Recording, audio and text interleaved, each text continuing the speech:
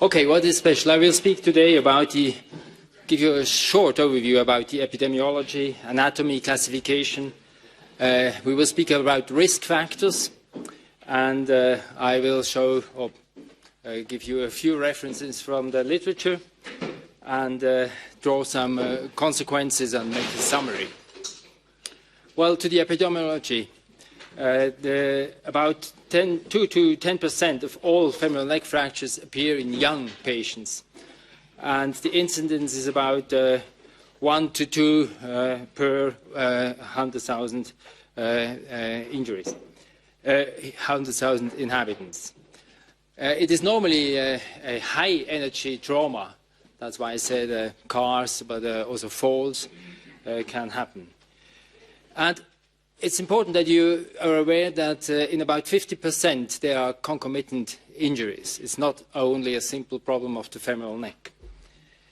And not so rarely there is a combination of a shaft fracture and a femoral neck fracture, and you should not miss that. This is very important. What are the problems? The problems that are that we have quite a high rate of non-unions and of avascular necrosis of the femoral head. And this is a real problem in these young patients because they end up to become disabled. So the debate is always in the literature, and under us, I would still say, is there an urgency for fracture fixation? Do we need a capsular decompression? And should we go for an open, or can we just deal with a closed reduction? To the blood supply, I think everybody knows, but also for me it was interesting to look at this again. Most important is the circumflex medial femoral artery, which goes to the posterior aspect and then gives the branches into the head. And this is the most important artery for the femoral head. Only a limited percentage comes from the ligamentum capitis femoris, from the artery there. So try to preserve this artery, but be aware that the fracture itself may have already made damage to this artery. This is the picture you have, I think, also seen in one of the case presentations, preparation of Gautier, which shows again how these branches are coming. And they are coming very close to the area of the piriform fossa. Here, where the medial and the lateral artery are coming together, the fracture, so all the fractures going more medial will harm the artery. So this is probably a main reason why we end up with a high rate of femoral neck necrosis. But also the fracture pattern may have an impact on the necrosis and on the non-union, especially the dislocated stadiums 3 and 4, according to Garden, seem to have a higher rate for both, for the non-union and the femoral, femoral head necrosis. So, discussing the risk factors regarding a bad outcome, does the age play a role? Yes or no? Maybe yes. The mechanism of injury, then is it important to treat the patient urgently? So the interval of injury between injury and surgery is important. The fracture type, the intercapsular hematoma, and the quality of the fracture reduction and the adequacy of the fixation.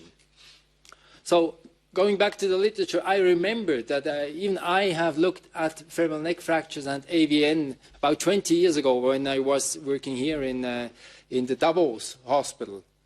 Unfortunately, it was only published in a German journal, which even does no more exist. But we looked not only at the young patients, we looked at all the femoral neck fractures, and we looked at cases from the database from Mayo and then our own cases, and we tried to bring back patients to look at long-term results. And we saw that all fracture types may end up with necrosis, independent of the implant.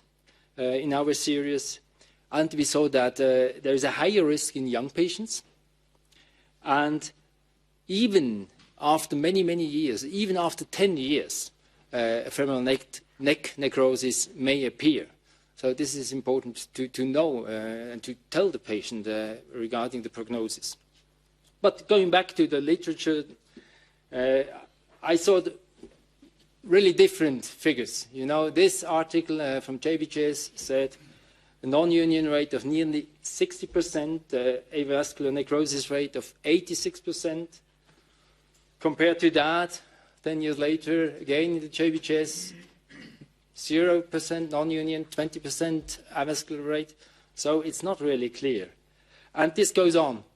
Here, 5% non-union, 33% avascular necrosis. And in this article, they said even if an avascular necrosis occurs, the outcome might not be so much unsatisfactory. So it depends also on the degree of the necrosis. But in general, it seems to be a problem. And in a newer article from this year, published in Orthopedics, they found out that the sex, the age, and the interval from injury of surgery and the mechanism was not significantly associated with the appearance or the development of an avascular necrosis, but the quality of fracture reduction, the adequacy of the fixation, the degree of the displacement, of the initial displacement, and the comminution of the posterior cortex were significantly associated. So it's a very broad spectrum of factors, obviously. Another article from this year, from Keating and his colleagues in JBJS, published a non-union rate of 7%, avascular necrosis 11%, which is maybe acceptable.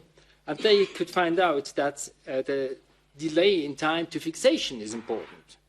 And they also saw that with other factors like alcohol excess, pre-existing renal, liver, and respiratory disease, the rate goes up. So we have also to have this in mind, that maybe the comorbidity is also important. Another article, they say here, it depends also on the configuration of the screws. They had better results with a parallel configuration compared to another configuration of the screws. So this is again a different opinion. And another article from Orthopedics saying the same, parallel screws may give a better result than the other ones. To the question of the reduction, should you always go for open reduction or can we try to do closed reduction? In this article, they write that we should go for open reduction, and they suggest to go with an anterolateral exposure according to Watson and Jones, because the main arteries go from the backside. But here I found an article saying that you can do very well with minimal invasive reduction using wires, but you have to make sure that you get or you achieve a good reduction. If you want to use wires, localize the femoral artery, go lateral in, and then you can use them as a joystick. To the problem of combination of shaft fractures with neck fractures, most important is that you don't miss them. And even a negative CT can give you a wrong impression, and there might be a femoral neck fracture. Question of the decompression, is this important or not? It's very controversial. But there are a few articles, for instance this one, who showed clearly that the capsulotomy and osteosynthesis reduced the risk of reduced depression and therefore the risk of avascular necrosis. Another article from 2004 in the Core, published from the Ganz group, said the same. The decompression of the hematoma will reduce the intracapsular pressure, but does it also reduce the risk of AVN? We still don't really know. This is just came out recently, showing how to do the capsulotomy again, do it anterior. You can do it under fluoroscopy control. You can even do it in a minimal invasive procedure just by opening a little bit. Most important is that you do a proper reduction. So in the instructional course in 2009, Swiatkowski suggested that until conclusive data are available through prospective controlled studies, performing of capsulotomy followed by open reduction and internal fixation on an urgent basis is recommended. So this is the consequences we don't really know. After we went through this literature, we don't really know. To be on the safe side, maybe we should go for a decompression. Maybe we should go for an open reduction. I think if we can achieve a good reduction in a closed manner, this is also feasible. So to summarize, there is a high risk of non-union and AVN, and if it appears, it is a great problem for these young patients. It is an orthopedic emergency. Anatomical reduction is most important, be it in a closed or open manner. We should achieve a stable fixation so that we do not end up in a failure. Decompression might be good. We don't know it really, but it might be good. We don't harm normally if we do that. And we should not miss a combined fracture of the shaft and the neck. Thank you.